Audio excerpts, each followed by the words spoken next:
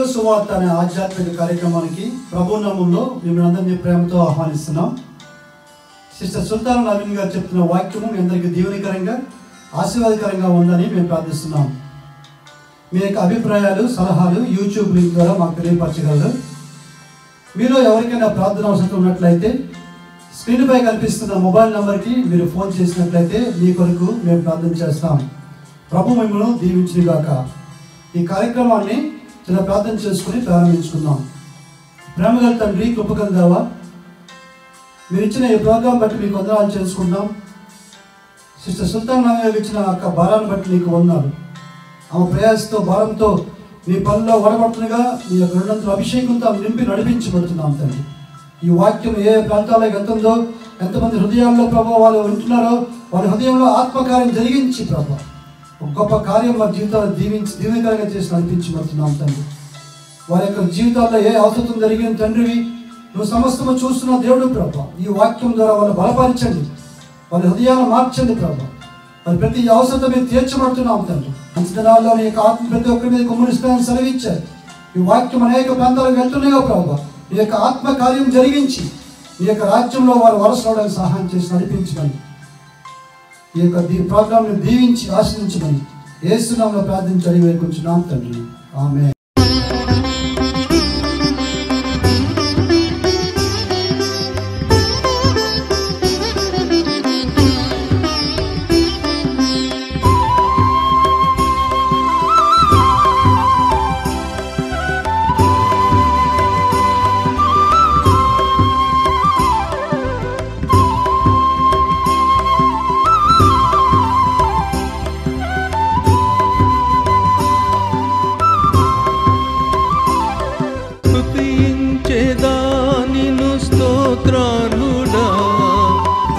స్తుతించేదా నిన్ను మహిమాకుడా, స్తుతించేదా నిన్ను స్తోత్రార్హుడా, ఘనపరచేదా నిన్ను మహిమాకుడా. ఆరాధించెదనా స్వామి యేసు, ఆరాధించెదనా స్వామి యేసు. పాదాభివందనం నా రక్షక, పాదాభివందనం నా రక్షక.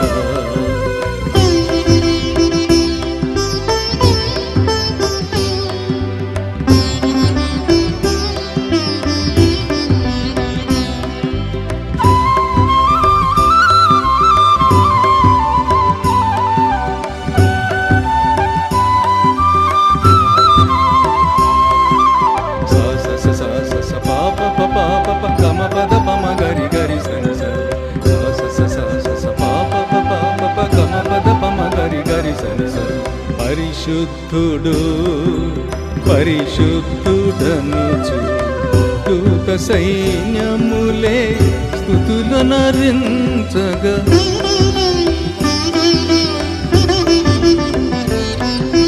పరిశుద్ధుడు పరిశుద్ధుడనుచు దూత సైన్యములే స్తుతులనరించగా. భూపరములపై మహనీయుడవు, భూపరములపై మహనీయుడవు, ప్రేమామయుడవు నా యేసు, ప్రేమామయుడవు నా యేసు. స్తుతించేదా నిన్ను స్తోత్రార్హుడా, ఘనపరచేదా నిన్ను మహిమాకుడా.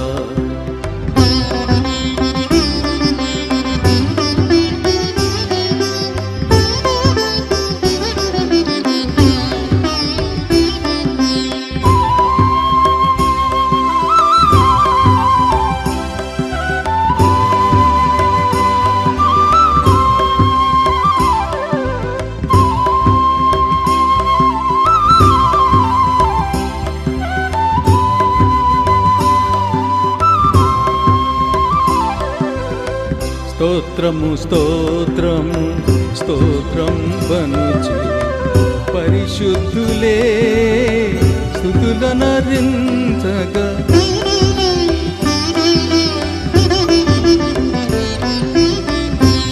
స్తోత్రము స్తోత్రము స్తోత్రం బనుచు పరిశుద్ధులే స్తుతులనరించగా పరమండలమే పరిమళ సౌరభమే పరమండలమే పరిమళ సౌరభమే పూజారుడవు నా యేసు పూజారుడవు నా యేసు స్తుతించేదా నిన్ను స్తోత్రాలుడా ఘనపరచేదా నిన్ను మహిమాత్ముడా స్తుతించేదా నిన్ను స్తోత్రాలుడా ఘనపరచేదా నిన్ను మహిమాత్ముడా ఆరాధించేదనా స్వామి యేసు ఆరాధించేదనా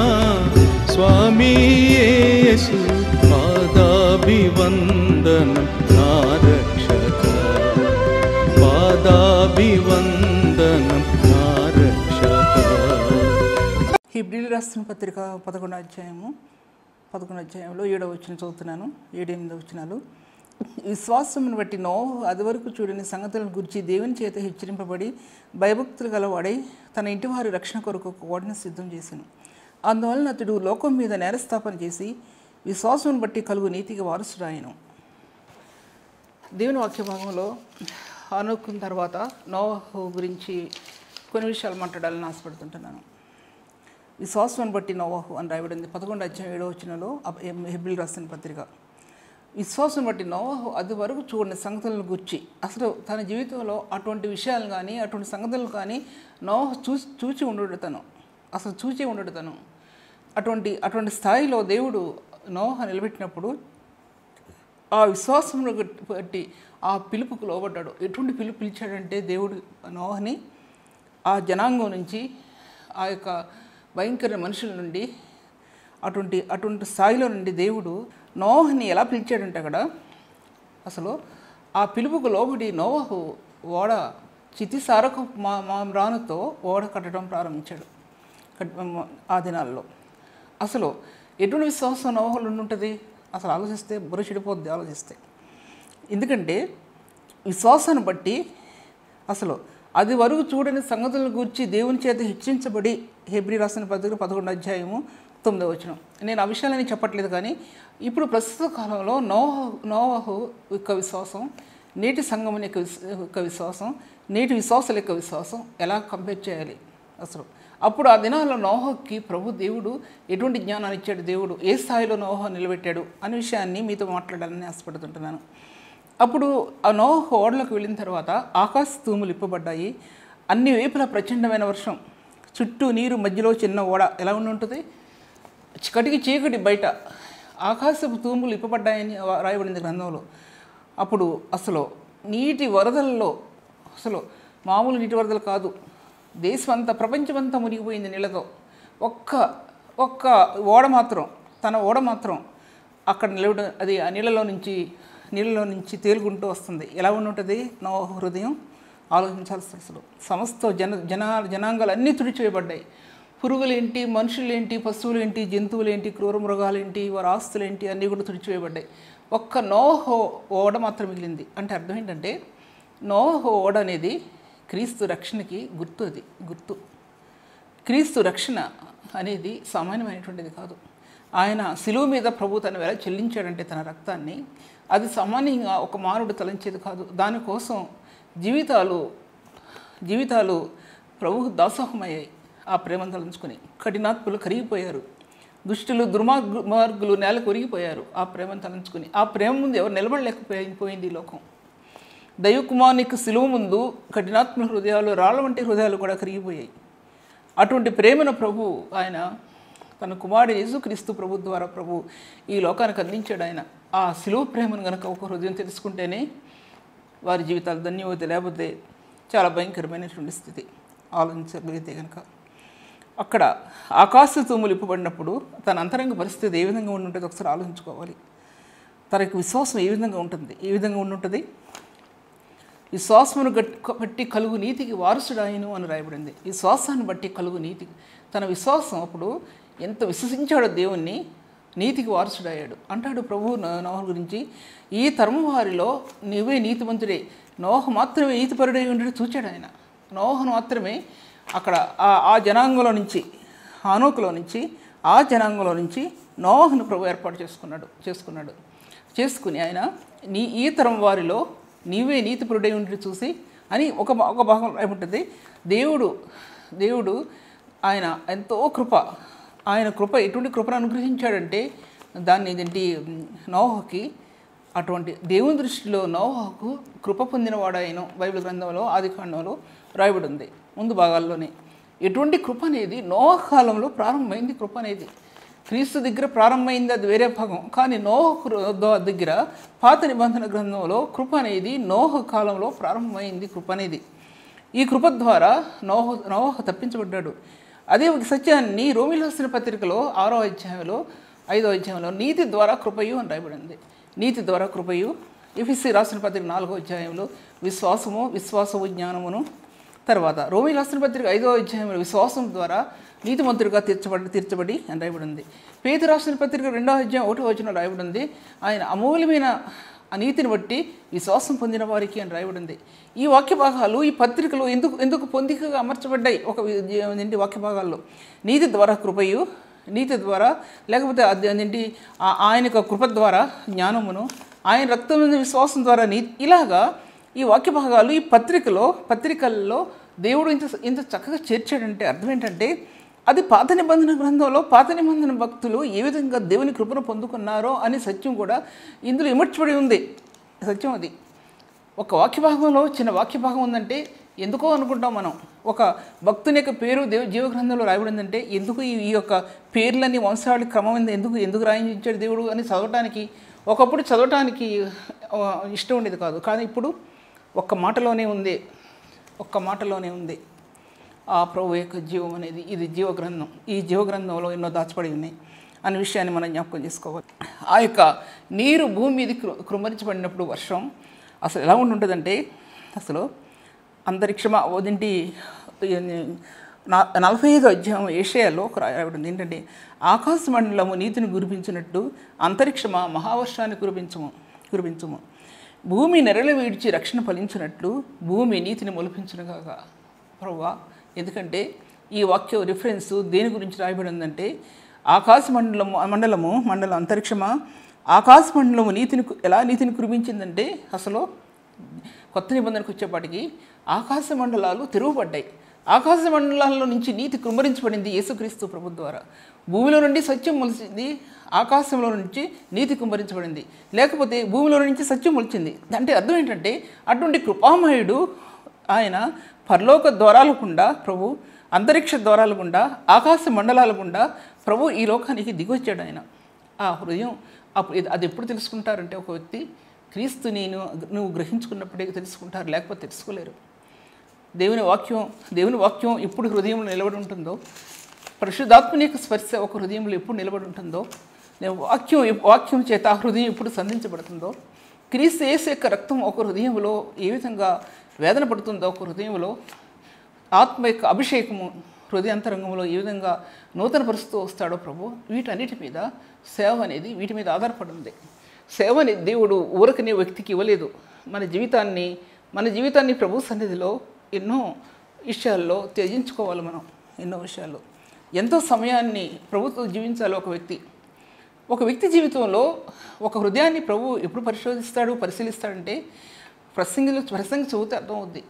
దేవుడు మనల్ని ఎలా పరిశీలిస్తాడంటే సంతోషం చేత నేను పరిశోధిస్తానంటాడు. చాలా సంతోషం ఇస్తాడు. అప్పుడు మన హృదయం ఎక్కడుందో అని చూస్తాడు ఆయన. జ్ఞానం చేత నేను పరిశోధిస్తానంటాడు ఆయన. జ్ఞానాన్ని నింపుతాడు ప్రభు. ఈ జ్ఞానం ఎటు వెళ్తుందని కూడా ఆలోచిస్తాడు దేవుడు. తర్వాత ఒక వ్యక్తి జీవితాన్ని ఐశ్వర్యం చేత పరిశోధిస్తాడు. ఐశ్వర్యాన్ని ఇచ్చినప్పుడు ఈ ధనాన్ని వీళ్ళు ఏ విధంగా ఉపయోగిస్తున్నారు అని కూడా దేవుడు పరిశోధిస్తాడు. కొంతమందిని ప్రభు శ్రమల కొలిమిలో పెట్టి పరిశోధిస్తాడు ఆయన.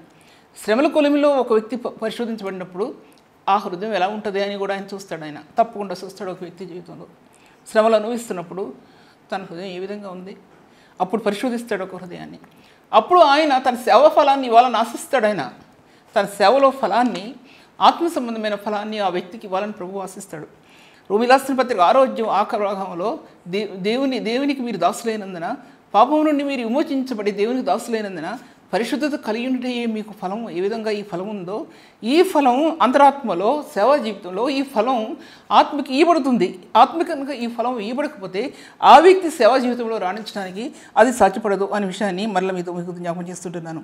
అందుకోసం ఈ యొక్క నోవహు తన భార్య, కుమారులు ముగ్గురు కోడళ్ళు, ఓడలు ఎలా ఉండుంటారో ఒకసారి ఆలోచించుకుందాం. ఎలా ఉండుంటారు? కటికి చీకటిలో, గాఢాంధకారంలో, చుట్టూ నీళ్లతో మధ్యలో తన విశ్వాసం ఎక్కడికి వెళ్ళిపోయింది? ప్రభువునందు తన విశ్వాసం, హృదయంలో దాచుపడిన యొక్క ఆ విశ్వాసం, దేవుని యందు తన నమ్మకత్వం, దేవుని నీతిని వెతికిన తన హృదయం, దేవుని ప్రేమను కృపను వెతికిన తన హృదయం. పేతురు రాసిన పత్రిక 1వ అధ్యాయంలో రాయబడి ఉంది, మీ విశ్వాసం నిరీక్షణయు దేవుని యందు దాచబడి ఉన్నవి అని రాయబడి ఉంది. ఎక్కడ దాచబడి ఉందంటే మన విశ్వాసం దేవునిలో దాచబడి ఉంది. అది కూడా జ్ఞాపకం చేసుకోవాలి. మరొక చోట రాయబడి ఉంది, దేవుని శక్తి చేత కాపాడబడు మీ కొరకు అన్నది. దేవుని శక్తి చేత మన విశ్వాసం దేవుని శక్తి చేత కాపాడబడుతుంది. అది మన సొంత స్థాయిలో అది కాపాడబడలేదు. దేవుని శక్తి చేత ఒక వ్యక్తి నింపబడవలసింది. మహిమా శక్తి చేత ఒక వ్యక్తి బలపరచబడవలసింది. కొలస్సీ రాసిన పత్రిక రాయబడి ఉంది. అపోస్తలుడైన పౌలు కొలస్సీ సంఘానికి రాస్తూ ఆ మహిమా శక్తిని బట్టి ఎఫెసీ సంఘానికి 1వ అధ్యాయంలో ఆఖరి భాగం రాస్తూ అంటాడు ఆయన, ఆ శక్తి, ఆ బలాత్సయం అంటాడు దాంట్లో, ఆ బలాత్సయాన్ని బట్టి అంటాడు దాంట్లో. నేను క్రీస్తు యేసు యొక్క ఆ శక్తిని బట్టి, క్రీస్తు యేసు యొక్క ప్రేమను బట్టి నేను మిమ్మల్ని అంటే క్రీస్తు తప్ప తన హృదయంలో మరేది కూడా లేదు అనమాట అర్థం. అది ఎందుకంటే ఆ ప్రేమ చేత అతని హృదయం అంత మెల్ట్ చేయబడింది. లేకపోతే ఏ వ్యక్తి క్రీస్తుని అలా ప్రేమించలేరు. ఒక వ్యక్తి క్రీస్తుని ప్రేమించారంటే తన హృదయంలో క్రీస్తు ప్రేమ ఎంత ఉందో దాన్ని బట్టి ఆధారపడి ఉంది. క్రీస్తు ప్రేమ తన హృదయంలో ఎంత ఉందో, తన హృదయం క్రీస్తుని ఎంత ప్రేమిస్తుందో దీని మీద పరిచర్య ఆధారపడి ఉంది. కష్టం అనక, శ్రమ అనక, మనం బలహీనత వచ్చినప్పుడు, మనకు శ్రమ వచ్చినప్పుడు మన హృదయం ఎలా ఉంటుంది? ఏం ఆలోచిస్తాం అప్పుడు మనం? ప్రభువా ఈ పరిచర్యను ఎలా చేస్తాను, ప్రభువా ఈ పరిచర్యను ఎలా చేస్తాను, ఇంత భారభరితమైన పరిచర్యను అప్పగించావు కదా ప్రభువా, ఎలా చేస్తాను ఈ పరిచర్యను నేను అని అనుకున్న హృదయం ధన్యకరమైన హృదయం మీ మధ్యలో చెప్తుంటున్నాను. తర్వాత ఒక విషయం మీకు చెప్పాలని ఆశపడుతుంటున్నాను. నేను ఆ కుటుంబం గురించి ఎన్నో విషయాలు నేను బాహ్యంగా చెప్తూ వచ్చాను. నేను కొన్నిసార్లు అందరికీ కొన్ని తెలియకపోయినా కొన్ని విషయాలు మీతో చెప్పాలని ఆశపడుతున్నాను. మా అమ్మగారికి 7 పిల్లలు మేము. ఆ డీటెయిల్స్ అన్ని నేను ఇప్పుడు చెప్పలేను, కానీ కొన్ని విషయాలు చెప్తున్నాను.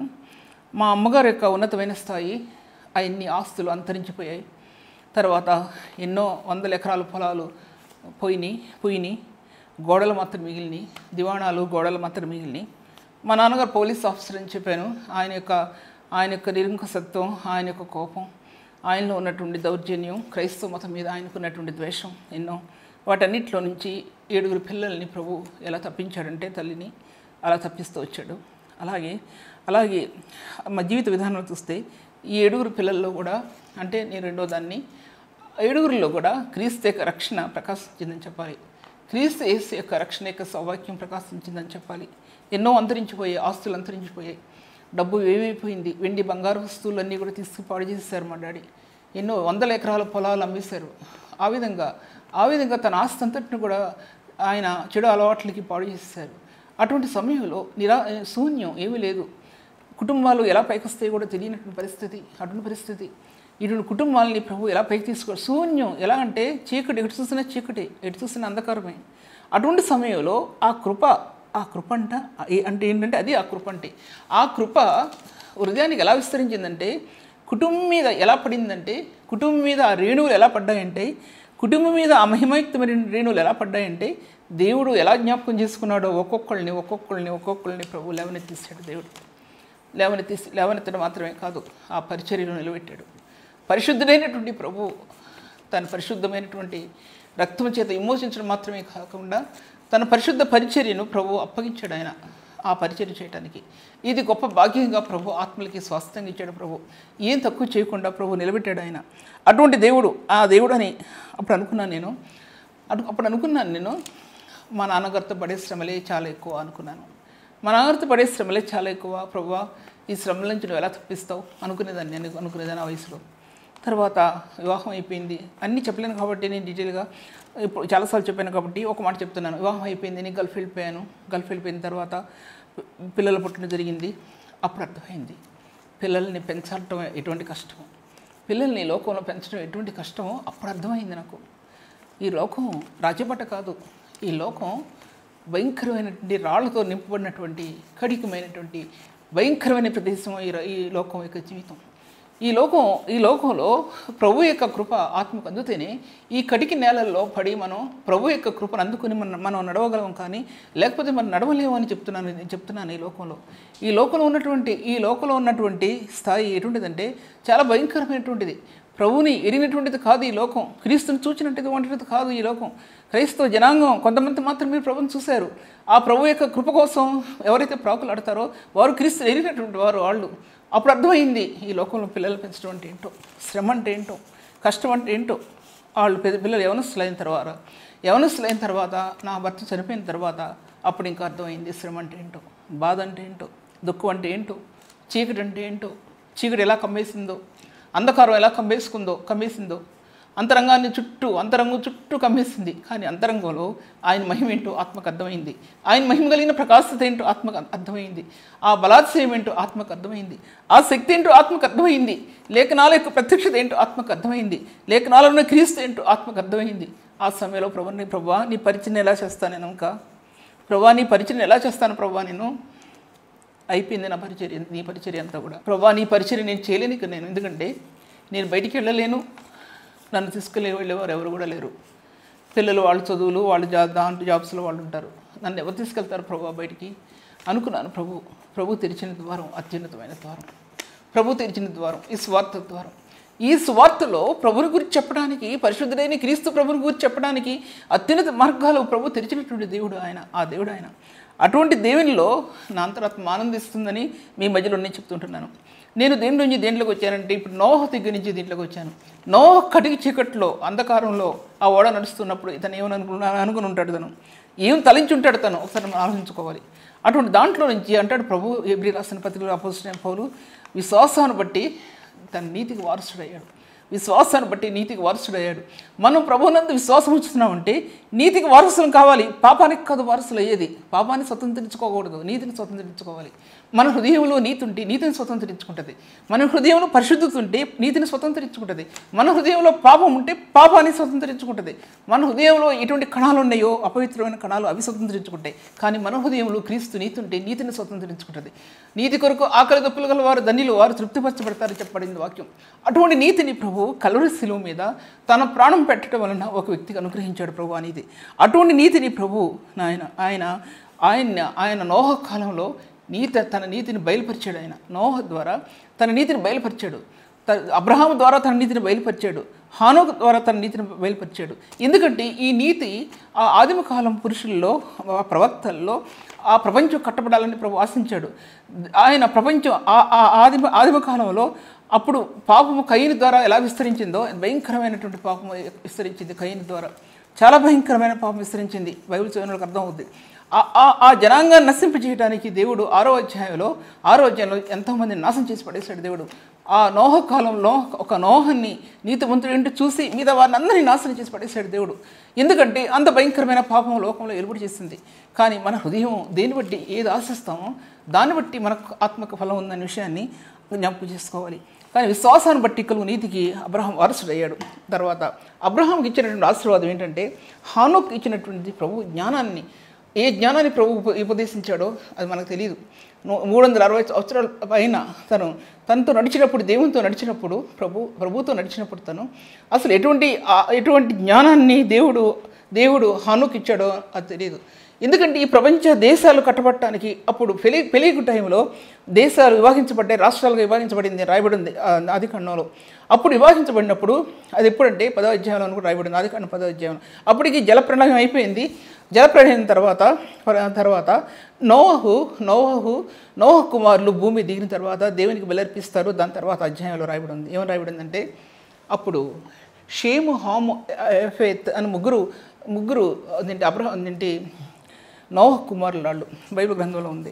ఆదికాండం చూసినట్టయితే కనుక 10వ అధ్యాయంలో 9వ అధ్యాయంలో రాయబడింది. వాళ్ళ ముగ్గురు కూడా నోహ కుమారులు వాళ్ళ ముగ్గురు కూడా తర్వాత అధ్యాయంలో 9వ అధ్యాయంలో రాయబడింది ఆఖరి భాగాల్లో. అప్పుడు ఈ షేముకి యాఫెత్ చేతుల్లో ఒక వస్త్రం ఇచ్చాడు దేవుడు. అది ఏ వస్త్రం అంటే నీతి వస్త్రం. అది ఆ నీతి వస్త్రం అపవిత్రతని పాపాన్ని కప్పే వస్త్రం నీతి వస్త్రం. ఆ నీతి వస్త్రం ఎందుకు ఇవ్వబడిందంటే క్రీస్తు యేసు యొక్క నిబంధన రక్తానికి అది సాదృశ్యంగా చూపించబడుతుంది నీతి వస్త్రం. వారి చేతుల్లో నీతి వస్త్రం పెట్టాడు ప్రభువు ఆయన. అందుకోసం నోహకి ఆశీర్వాదాలు ఈ షేముకి యాఫెతుకి వచ్చేసాయి. ఈ షేము వాగ్దానం చేయబడినటువంటి స్థాయిలో షేము వచ్చాడు. యాఫెతు అన్ని జనాంగానికి సాదృశ్యంగా యాఫెతు వచ్చాడు. హామ్ అనే వ్యక్తి దీంట్లో దేవుని వాక్య భాగం చూసినట్లయితే 11వ అధ్యాయంలో ఆదికాండ 11వ అధ్యాయంలో వాళ్ళు ఒక బాబెలు గోపురాన్ని కట్టడానికి వాళ్ళు నిర్ణయించుకుంటారు. ఈ బాబెలు గోపురం అనేది అక్కడ ఆదికాండం 10వ అధ్యాయంలో 10వ వచనంలో షీనార్ దేశంలోని బాబెల్ అరేక్ కల్ని అనే పట్టణంలో అతని రాజ్యమునకు మొదలు. ఆ రాజ్యం ఎక్కడ మొదలైందంటే ఆ బాబెల్ గోపురం దగ్గర ఈ రాజ్యం మొదలైంది. ఈ బాబెల్ అనేది ప్రకటన గ్రంథంలో ఉన్న బాబెల్ అంటే ప్రారంభం అనేది ఎక్కడ ప్రారంభమైందంటే అపవిత్రత అక్కడ ఆదికాండం 9వ అధ్యాయంలో ఈ నోహ్ కుమారుల దగ్గర నుంచి ప్రారంభమైంది. అటువంటి స్థాయిని ప్రభు దేవుడు ఏ విధంగా ఇచ్చాడంటే ఎటువంటి ఆశీర్వాదం ఇచ్చాడంటే షేముకి యాఫెతుకి అటువంటి ఆశీర్వాదం ఇచ్చాడు దేవుడు. దాని తర్వాత వీరు చేసిన పని ఎటువంటి వస్త్రం వీరికి ఇచ్చాడంటే దేవుడు అటువంటి ఆశీర్వాదాన్ని 9వ అధ్యాయంలో రాయబడి ఉంది. అతడు షేము దేవుడైన యెహోవా స్తుతింపబడును గాక, కానాను అతనికి దాసుడగును. షేము దేవుడైన యెహోవా స్తుతించబడును గాక. ఎందుకు షేము దేవుడైన యెహోవా స్తుతించబడును గాక? 27వ వచనంలో అతడు యాఫెతును విశాలపరచును, అతడు షేము గుడారంలో నివసించును. అతడు షేము గుడారాల్లో నివసిస్తాడు. యాఫెతు ఎక్కడ నివసిస్తాడు? షేము గుడారం ఎవరిదంటే నోవహు గుడారం. నోవహు గుడారం ఎవరిదంటే దేవుని గుడారం. ఈ దేవుని గుడారం ఎవరిదంటే క్రీస్తు గుడారం. ఈ గుడారం అనేది ఆదికాండంలో మొదలైంది. వీరు ఆ నిర్జీవమైన ప్రదేశాల్లో, జీవము లేని ప్రదేశాల్లో, అంత మరణంలో లేని ప్రదేశాల్లో దేవుని నామంలో ఒక గుడారాన్ని కట్టుకుంటారు వాళ్ళు. ఏ గుడారం అంటే క్రీస్తు అనే గుడారాన్ని కట్టారు. ఎంత అదృష్టం అంటే, ఎంత భాగ్యం అంటే, ఈ నోహకి ప్రభు ఎటువంటి ఆశీర్వదించాడంటే భూగోళ శాస్త్రాన్ని తెలియపరిచాడు, ఖగోళ శాస్త్రాన్ని తెలియపరిచాడు. కమర్షియల్ జియోగ్రఫీ అంటే అది భూగర్భ శాస్త్రం అనేది ఎలా తెలియపరిచాడు దేవుడు అంటే అప్పుడు జ్ఞానం లేదు. తన ఓడలో వెళ్తున్నప్పుడు ఈ ప్రపంచం అంతా కూడా నీళ్లతో నింపబడినప్పుడు ఈ జ్ఞానం ఏ విధంగా ఎలా ఉందో, ఈ భూ ప్రపంచం ఏ విధంగా ఉందో, ఎలా నాశనం అయిపోయాయో, ఆకాశం నుంచి జలాలు ఎలా కుమరించబడ్డాయో, ఈ భూమిలో నుంచి జలాలు ఎలా ఆక్రమించుకున్నాయో ప్రతి సత్యం కూడా ఈ నోహకి బయలుపరిచాడు దేవుడు. అటువంటి జ్ఞానాత్మని దేవుడు నోహకి ఇచ్చాడు. అప్పటి వరకు ఈ భూగోళ శాస్త్రం కానీ, లేకపోతే జ్ఞానాత్మ కానీ, లేకపోతే దేవునితో నడిచినటువంటి ఆ యొక్క పరలోక సంబంధమైనటువంటిది కానీ, అక్కడ అదేంటి పరలోక సంబంధమైనది కానీ, లేకపోతే అది స్పేస్ లేకపోతే నక్షత్ర శాస్త్రజ్ఞం కానీ అటువంటి ఏవి కూడా ఆ లోకానికి తెలియపరచబడలేదు. ఈ జ్ఞానం ఎక్కడి నుంచి ప్రారంభమైందంటే ఆదిమ ప్రవక్తల దగ్గర నుంచి ఎక్కడి నుంచి ప్రారంభమైందంటే నోహ దగ్గర నుంచి, హానోకు దగ్గర నుంచి ఈ విధమైన జ్ఞానం విప్పారింది. పరిశుద్ధమైనటువంటి ప్రవక్తల దగ్గర నుంచి, పరిశుద్ధులైనటువంటి ఆ ఆదిమ ఖండంలో ఉన్నటువంటి ఆ యొక్క వాళ్ళ దగ్గర నుంచి ఈ జ్ఞానం అనేది ఆ జ్ఞానంతో ప్రపంచాన్ని కట్టడానికి ప్రభు ఆజ్ఞాపించాడు. ప్రపంచం ఆ విధంగా కట్టబడాలని ఆశించాడు ఆయన. కయీను సంతానంతో కాదు, అపవిత్రమైన లోకంతో కాదు, అపవిత్రమైన జనాంగంతో కాదు, పాపం చేసిన జనాంగంతో కాదు, అటువంటి వారితో ప్రభు ఆ విధంగా తన యొక్క ప్రపంచాన్ని కట్టాలని ప్రభు ఆశపడలేదు ఆయన. కానీ నూతన నిబంధన సంఘానికి వచ్చేపాటికి నూతన నిబంధన సంఘం, క్రీస్తు సంఘం పరిశుద్ధులతో కట్టాలని ఆశించి, క్రీస్తు రక్తంతో పరిశుద్ధులతో కట్టబడాలని ప్రభు ఆశించాడు ఆయన. అటువంటి ఆశీర్వాదం నేటి పరిశుద్ధులకి ఇచ్చాడు ప్రభు. ఇప్పుడు ప్రపంచం ఎలా కలుషితమైపోయిందో, అపవిత్రమైపోయిందో, ఎక్కడ చూసినా అపవిత్రత, ఎక్కడ చూసినా తన అపవిత్రమైన కార్యాలు జరుగుతుంటున్నాయో, బహుభయంకరమైన స్థితిలో ఈ లోకం ఉందో, ఆ లోకం దేవుని సంఘంలోకి రాకుండా పరిశుద్ధులు ఎలా నిలబడాలో అనే సత్యాన్ని కూడా ప్రభు మనకి జ్ఞాపకం చేస్తున్నాడు. అటువంటిది సంఘానికి సంఘంలోకి రాకుండా పరిశుద్ధమైన సంఘం క్రీస్తు కోసం ఎలా నిలబడాలి అనే సత్యాన్ని కూడా ప్రభు మనకు జ్ఞాపకం చేస్తుంటున్నాడు. ఈ వాక్య భాగాల్లో చూసినట్లయితే కనుక షేము దేవుడు అయినటువంటి యెహోవా స్తుతించబడిన కాక, ఆయన స్తుతించబడిన కాక ఏం స్తుతించబడతాడంటే షేము గుడారములో యాఫెతు నివసిస్తాడు. ఈ షేము గుడారాన్ని, ఈ షేము అనే వ్యక్తి నోహ కుమారుడు అతను. హాము ఎక్కడికి వెళ్ళిపోయాడంటే అసలు ఆలోచిస్తే 10వ అధ్యాయం చూసినట్లయితే కనుక 19వ వచనంలో గెరారుకు వెళ్ళు మార్గంలో, గాజాకు వెళ్ళు మార్గంలో, సొదొమ, గొమొర్రా, అద్మా, సెబ ఏ మార్గాల్లో నివాసం ఏర్పరచుకున్నాడంటే హాము భయంకరమైన మార్గాల్లో నివాసం ఏర్పరచుకున్నాడు. ఈ మార్గాల్లో తర్వాత ఎవరిని నివసించారంటే లోతు నివసించాడు. ఇటువంటి అపవిత్రమైన స్థలాల్లో తను ఎన్నుకున్నాడంటే ఆ విధంగా తను ఎన్నుకున్నాడు. కానీ లోతు యొక్క కుమారుడు షేము ఎక్కడ నివాసం ఏర్పరచుకున్నాడంటే ఆదికాండం 10వ అధ్యాయం 7వ వచనం. తూర్పు కొండలు మేషా నుండి సఫారాకు వెళ్ళు మార్గంలోని తూర్పు కొండలు వారికి నివాసస్థలము. వీరు తమ తమ వంశములను బట్టి ప్రకారము, తమ తమ భాషల ప్రకారము, తమ దేశములను బట్టి, తమ తమ జాతులను బట్టి షేము కుమారులు. వీళ్ళెక్కడ నివసించారంటే తూర్పు కొండల మీద నివసించారు. తూర్పు కొండల మీద గుడారాన్ని కట్టారు. అది ప్రప్రథమైనటువంటి స్థాయి అది. ఎందుకంటే యేసుక్రీస్తు ప్రభు వారు తూర్పున ఉదయించే ఆయన స్థానం చూపించబడే ఆ స్థాయి అక్కడ తమ గుడారాన్ని వేసుకున్నారు. ఎవరంటే షేము అక్కడ గుడారాన్ని కట్టాడు. ఈ గుడారం ఎవరిదండి? క్రీస్తు గుడారం. ఆ గుడారం వీళ్ళు ఒకచోటకి వెళ్ళిపోయారు. అదేంటి షేము వంశస్థులు తూర్పు, ఎందుకంటే అది యెరూషలేము అనే ప్రదేశం. అప్పటికి యెరూషలేము అని పేరు పెట్టలేదు. తర్వాత మెల్కీసెదెకు సిటీ అంటే మెల్కీసెదెకు నివసించే స్థలం. ఈ మెల్కీసెదెకు ఎవరంటే షేము ఒక వృద్ధుడిగా ఆ ప్రదేశాలు నివసించాడని చరిత్రకారుల అభిప్రాయం. అతనే మెల్కీసెదెకు అని కొంతమంది అభిప్రాయం. కానీ కొంతమంది అభిప్రాయం ఏంటంటే ఈయన పరిశుద్ధాత్మ దేవుడు అబ్రహామును ఎదుర్కొన్నాడని చెప్పి మరికొందరి అభిప్రాయం. అది దాన్ని క్లియర్గా చెప్పడానికి సాధ్యం కాదు. కనుక చరిత్రకారులు అంటే బైబిల్ గ్రంథాన్ని పరిశీలించినటువంటి వారు, చదివినటువంటి వాళ్ళు వేరు విధాలుగా భిన్నాభిప్రాయాలుగా వ్యక్తం చేశారు ఆ విషయం గురించి. కానీ ఈ ప్రదేశంలో షేము తన కుమారులతో లేకపోతే తన జనాంగంతో అక్కడ నివాసం ఏర్పరచుకున్నాడు. ఎంత ఆశీర్వాదం చూడండి. ఈ లోకంలో కోట్ల కొలది డబ్బున్నా, మిలియన్స్ డబ్బున్నా, 100 ఇళ్ళున్నా, లేకపోతే ఎన్నున్నా సరే, ఏమున్నా సరే, ఒక్క వ్యక్తి హృదయంలో క్రీస్తు నివసిస్తే, ఆ రాజాదిరాజు నివసిస్తే ఒక హృదయంలో, ఈ భూమికి ఆకాశానికి సృష్టికర్త అయిన ప్రభు నీ హృదయంలో నివసిస్తే, పాపమును పశ్చాత్తాపమును కలుగు చేసిన క్రీస్తు యొక్క రక్తము నీ హృదయంలో నివసిస్తే, ఆ రక్షణ భాగ్యం నీ హృదయంలో నివసిస్తే, అంతకంటే ధన్యత ఒక వ్యక్తికి మరొకటి ఏది కూడా లేదు. ఆ ధన్యత పొందడానికి ఎంత ఆశీర్వాదం అంటే ఆశీర్వాదం ఒక హృదయం కలిగి ఉంటే దానితో ఈ లోక సంబంధమైనటువంటి ఏ డబ్బు కూడా దాంతో సమానం కాదు. ఈక్వల్ అవ్వదు. ఈ లోకంలో ఏ ఆస్తి కూడా ఏది కూడా ఈక్వల్ అవ్వదు.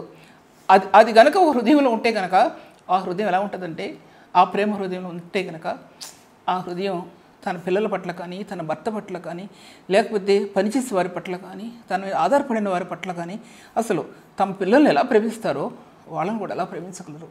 ఎందుకంటే ఆ ప్రేమ సామాన్యమైన ప్రేమ కాదు, క్రీస్తు ప్రేమ. అటువంటి ప్రేమ అసలు ఈ లోకంలో ఒక వ్యక్తిలో జీవించుంటే కనుక, ముఖ్యంగా క్రైస్తవుల్లో ఉంటే, ఈ క్రైస్తవత్వం అనేది లోకంలో బహుగా విజృంభించేది. ఇప్పుడు ఎక్కడ కనపడదు చూస్తానికి.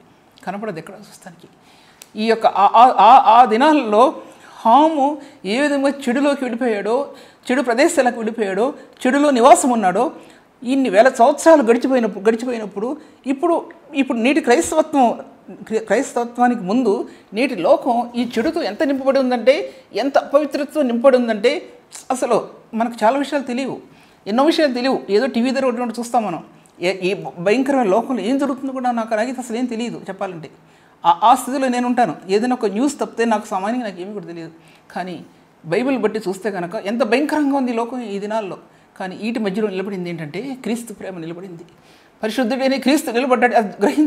అది గ్రహించుకుంటే జీవితం ధన్యమవుద్ది. నేను ఇది కూడా పూర్తి చేయలేకపోయాను.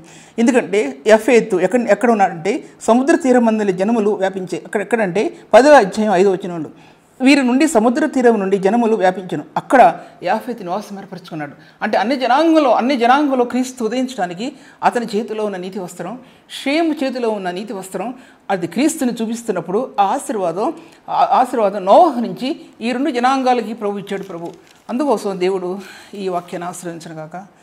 దేవుడి వాక్యాన్ని దీవించను గాక. తండ్రి స్తోత్రంలో తండ్రి, పరిశుద్ధమైన ప్రభువు నీవు ప్రభువా, నీ వాక్యాన్ని వివరించడం ఎవరి తరం అవుతుంది తండ్రి, ఎవరి తరం అవుతుంది? నీ లేఖనాల్లో ఉన్న సత్యాలు, చరిత్రలో ఉన్నటువంటి సత్యాలు ప్రభువా, నువ్వు ఆత్మకు బయలుపరుస్తుంటున్నప్పుడు చెప్పవలసిన విధంగా చెప్పగలగటానికి ఆత్మలో ఆ సామర్థ్యాన్ని ఇచ్చి తండ్రి మీరు నడిపించండి నాయన. ప్రభువా, నీకు నువ్వు గణపరచబడండి. ఒక మనిషి ద్వారా తండ్రి నువ్వు గణపరచబడటానికి, హెచ్చించబడటానికి మనిషి ఏ పాటు పడుతండి ప్రభువా. నీ ఆత్మను హృదయంలో ఉంచావు, అదే నాకు ఘనత నాయన. నువ్వు నాకు ఇచ్చిన ఘనత అదొక్కటే. ఈ లోకంలో నేను జీవించడానికి నీవు నాకు ఇచ్చిన ఘనత అదొక్కటే ప్రభువా. పరిశుద్ధమైన ప్రభువు నీవు నాయన, నీవు ఉన్నావని నా హృదయంలో స్పర్శ నా హృదయానికి ఎంతో ఆనందాన్ని కలుగజేస్తుంది ఈ లోకంలో తండ్రి. ఎన్నో విషయాల్లో ఎన్నో పరిస్థితులు గుండా నడిచినా సరే ఆ కృప నన్ను ఆదరిస్తూ వచ్చింది ప్రభువా. మీరు కనపరచబడమని, అనేకులకు ఆశీర్వాదకరంగా చేయమని యేసునామములో స్తుతించి వేడుకుంటున్నాను తండ్రి. ఆమేన్. ఎంతవరకు సిస్టర్ సుల్తాన్ నవీ గారి వాక్యాన్ని ఆత్మలో ఆనందించి దేవుని మేలు పొందాలని నమ్మి దేవుని స్తుతిస్తున్నాం. మీ యొక్క అభిప్రాయాలు కామెంట్స్ ద్వారా మాకు తెలియపరచండి. Please like, comment, share and subscribe. God bless you all.